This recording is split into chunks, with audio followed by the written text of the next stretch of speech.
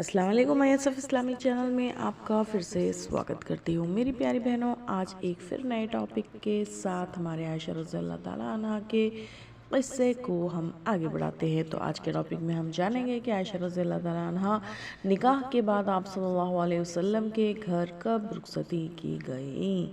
तो मेरी प्यारी बहनों, जैसे कि मैंने पहले आपके पिछले वीडियो में बताया था कि कुछ डाउट्स आपको आ सकते हैं कि आयशा रज़ियल्लाहु ताला अन्हा का निकाह यानी आयशा रज़ियल्लाहु ताला अन्हा आप सल्लल्लाहु अलैहि वसल्लम की कितनी बीवी थी और सौदा रज़ियल्लाहु ताला अन्हा कौन था, जैसे कि हमने लास्ट में पढ़ा था। तो मेरी प्यारी बहनों, आपका मैं डाउट क्लियर कर दूं। आप सल्लल्लाहु अलैहि वसल्लम की दूसरी बीवी हज़रत सौदा रज़ियल्लाहु ताला अन्हा थी, जो कि वो बेवा थी, और आयशा रज़ियल्लाहु ताला अन्हा आप सल्लल्लाहु अलैहि वसल्लम की तीसरी बीवी हैं। और आप सल्लल्लाहु अलैहि वसल्लम की जो दो बेटियां थीं, जो खदीजा रज़ियल्लाहु ताला अन्हा से हुई थी, जो उम्मे कुलसुम और हज़रत फ़ातिमा रज़ियल्लाहु ताला अन्हा, तो ये दोनों थी।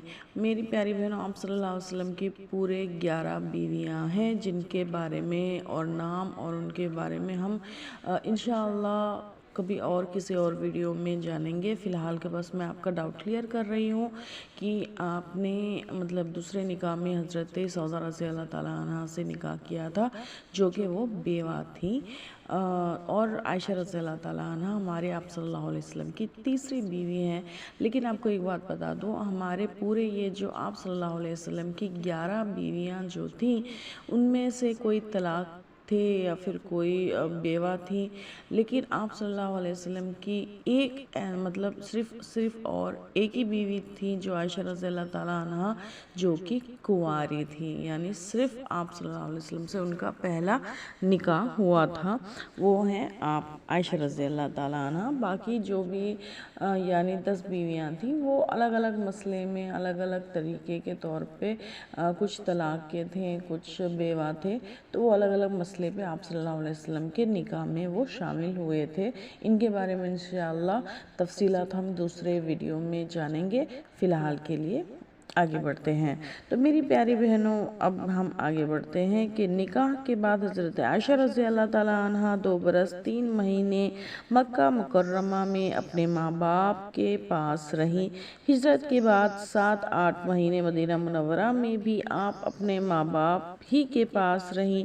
मदीना मुनव्वरा की आब व हवा मक्का मुकर्रमा की आबो हवा से मुख्तलिफ थी, यानी अलग थी। ये आबो हवा बहुत से मुहाजिरीन को मुवाफिक आई। हुज़ूर सल्लल्लाहु अलैहि वसल्लम के कई प्यारे साथी बीमार पड़ गए। हज़रत अबू बकर सिद्दीक़ रज़ियल्लाहु ताला अन्हु को सख्त बुखार हो गया। यानी इसका कहने का मतलब यह है कि जैसे कि हम बहुत सी जगह हमने देखा होगा कि जहाँ पर हम अगर कोई गांव दूसरा चेंज करते हैं, तो वहाँ पर कभी कभार क्लाइमेट की वजह से, पानी की वजह से हम लोग बीमार हो जाते हैं, क्योंकि हमारा जो शरीर है एक क्लाइमेट या एक पानी यानी एक इसकी वजह से हम क्या है एडजस्ट हो जाते हैं। लेकिन अचानक हम कोई दूसरे गांव जाते हैं, कोई दूसरे शहर जाते हैं, तो वहाँ का मौसम, पानी, ये सब हम कहते हैं ना आम तौर पर कि हमें वहाँ पर सेट नहीं हुआ, और वहाँ पर हम खाना सेट नहीं हुआ, पानी सेट नहीं हुआ, मैं बीमार हो गई। तो इसी तरह से जो है मक्का मुकर्रमा और मदीना मुनव्वरा का जो क्लाइमेट था, जो वहाँ का रहन सहन, जो भी क्लाइमेट है, ये सब बहुत ही अलग था, जिसकी वजह से वहाँ जाने के बाद बहुत से साथी बीमार हो गए थे। उसमें सबसे पहले क्या है, आप अबू बकर सिद्दीक़ रज़ियल्लाहु ताला अन्हु भी बुखार से बीमार हुए। हज़रत आयशा रज़ियल्लाहु ताला अन्हा का भी अभी सिन कम सही भी फिर भी वो अपने प्यारे बाप की तैमेदारी में बड़ी ही मोहब्बत के साथ लगी हुई थी। बीमार शदीद थी। हज़रत आयशा रज़ियल्लाहु ताला अन्हा बेहद परेशान थी। खुद आकर हुज़ूर सल्लल्लाहु अलैहि वसल्लम से हाल बतलाया। हुज़ूर सल्लल्लाहु अलैहि वसल्लम ने दुआ फरमाई और हज़रत अबू बकर सिद्दीक़ रज़ियल्लाहु ताला अन्हु को अल्लाह ताला ने सेहत नसीब फरमाई। इसके बाद हज़रत आयशा रज़ियल्लाहु ताला अन्हा खुद बीमार पड़ी। बीमार बढ़ती गई। हज़रत अबू बकर सिद्दीक़ रज़ियल्लाहु ताला अन्हु अपनी बेटी की मोहब्बत में परेशान थे, इंतहाई शफकत के साथ जिम्मेदारी करते, बेटी के पास जाते और हसरत से मुंह पर मुंह रख देते।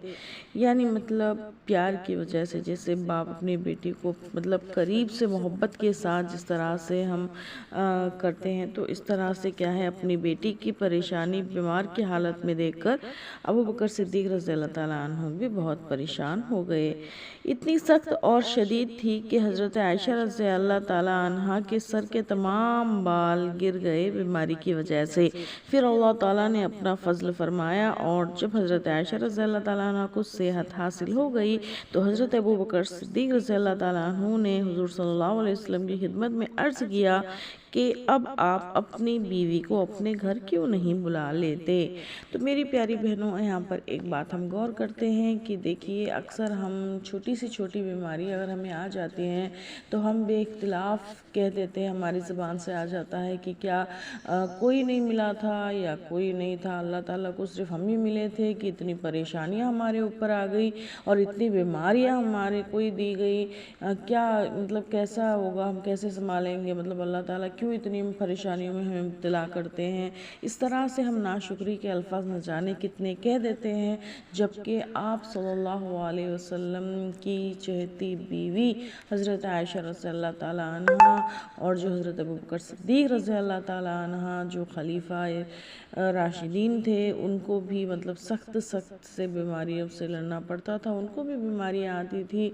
और आयशा रज़ी अल्लाह ताला अन्हा को इतनी सख्त बीमार थी कि उनके पूरे बाल तक झड़ने की मतलब नौबत आ गई थी। तो मतलब इस तरह से मुश्किलात का सामना हमारे नबियों को, हमारे नबियों की बीवी को, इन तमाम लोगों को भी करना पड़ता था, जैसे कि हम पूरे हिस्से में जानते हैं।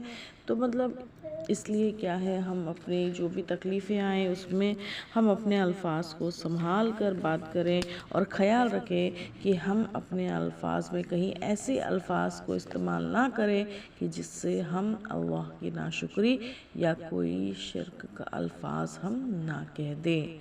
तो मेरी प्यारी बहनों, आई थिंक 7 मिनट हो चुके हैं, मतलब अगर मैं आगे बोलूँगी तो वीडियो लंबा हो जाएगा।